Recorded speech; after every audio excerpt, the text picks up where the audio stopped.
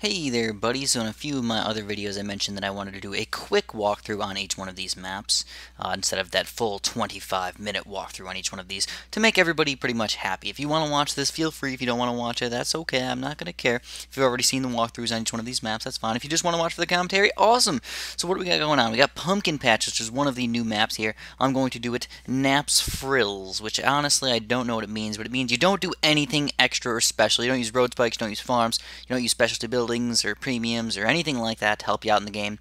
Basically just skill and the towers you have. Also, no banana farms actually does limit you quite a bit, but it also makes it a really easy walkthrough. So if you are having any problems with this map or any of these maps, these walkthroughs should help you out quite a bit. What I did, I started off with a 0-0 tack shooter. I got a dart monkey down there for any sort of balloons that leaked, and then I started getting it up all the way to a 3-0 tack shooter. Pretty much spend all your money up on that, and then once you get that 3-0 tack shooter, you have massive amounts of popping power. You're going to pop through pretty much all these balloons up until probably around 13, 14, 15, somewhere in there. You'll lose a couple lives here and there, but we got a spike factory down in the bottom corner there. So you're going to have a bunch of money here, because normally I would go with 1, 2, 3 farms by now. Probably not 3, but maybe at least 1 or even 2 farms by now. But instead of doing that, I kind of said, screw the farms, we don't need that silly little money. And in fact, it actually, even though I didn't go farms, it kind of makes it much easier to play. I mean, overall, I go with so many farms that I think it makes it easier, but realistically, I'm spending all my money making the game more difficult for me. So this just makes it super duper easy. I also got my boat up. Now, my boat is not the best thing in the entire world, but it helps a little bit for camo balloons, it helps a little bit for extra popping power, plus the boats have been buffed quite a bit somewhat recently, so they are pretty darn amazing.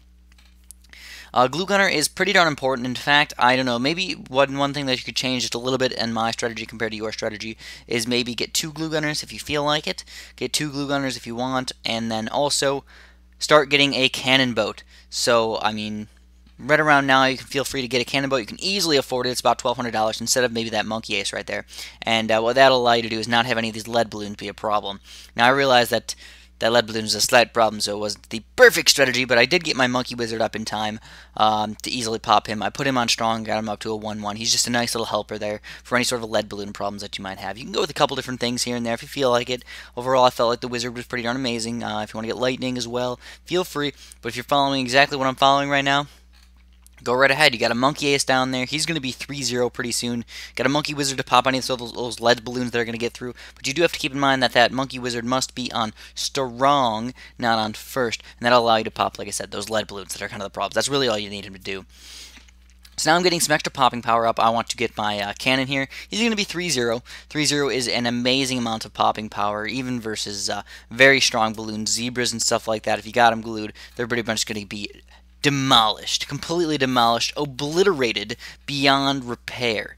So now we need some camo detection as well. So what do you got for camo detection? You can either go with that monkey village up there, up to 0-2, or you can go with the monkey ace right there, up to 3-2. And that's what I did. I actually did both of those things. Excuse me, I did both of those things.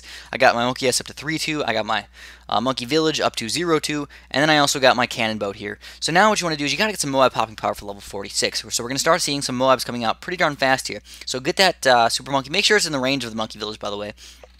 And get him all the way up to Plasma, and then pretty much save straight for a Robo Plasma. I know it seems kind of quick to get a Robo Plasma, especially because money is not exactly falling off the tree right now, but it is actually not that uncommon to come by.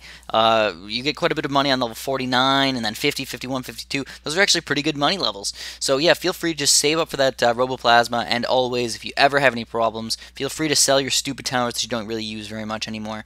For example, your Monkey Wizard, your Dart Monkey, your Tack Shooter, you really don't use those guys too much anymore. They're not really as effective as they were in the early game. But I just felt like I should just keep them, make it a little bit simpler for you guys, and then if you guys want some extra money, hey, feel free.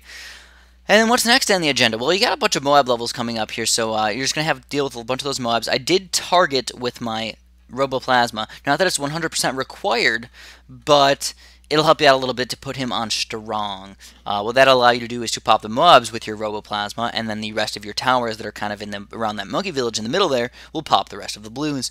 Even level 60, even level 61, 62, 63, they should not be a problem. But if you do ever have any problems, well, actually, you know, level 63 could be a problem if you don't get your boat up. I do recommend getting that boat up to 4-2. Now, the thing about this 4-2 is that we never really see the 4-2 boat getting used very often at all. In fact, I pretty much never use it. But I figured, hey, today's a good time to use it. You got one of those guys right in the middle of the map, so why not take use of it, make it effective. So that's what we did. We got that 4-2 guy up, and what that's going to allow us to do is get a lot of extra MOAB popping power, as well as some pretty darn decent popping power. As you can tell from level 63, we actually rocked those ceramic balloons pretty darn easily. If you're going to rock a full grouped thing of ceramics with that many ceramics all bunched together, you're pretty much going to get almost not unlimited balloon popping power, but pretty darn close to that without anything being like crazy regrows or anything. But because we have quite a bit of money here, what do you want to do next? Well, you have a really solid defense, and if you understand this, you have a really solid defense. You can get some more economy. So yeah, there's a way to get economy without going with banana farms, and that is your monkey village. So get that monkey village up to 3-2. So now you have a 3-2 monkey village. He's really rock solid right there. He's going to have all of your towers get 50% extra bonus cash for every single pop that you get. So that's just going to help you out tremendously for these later levels, which will allow you to get a lot of extra money. Now, it's not really required to get that guy either. You could easily win without getting him. You can, in fact, you'd save 10 grand, and you could buy some sort of Roboplasma or something like that and easily rock these balloons. So you want to get up some more Roboplasmas if you have the money. Feel free to do that. I mean, honestly, if you just stuck with this defense for the rest of the game, I think you would actually lose, but it would be pretty darn close. But instead of that, why don't you get a Spectre? Get the Spectre because he's very good versus camo balloons as well as pretty much unlimited balloon popping power. Now you have that Buccaneer in there with unlimited balloon popping power and the Spectre with unlimited balloon popping power.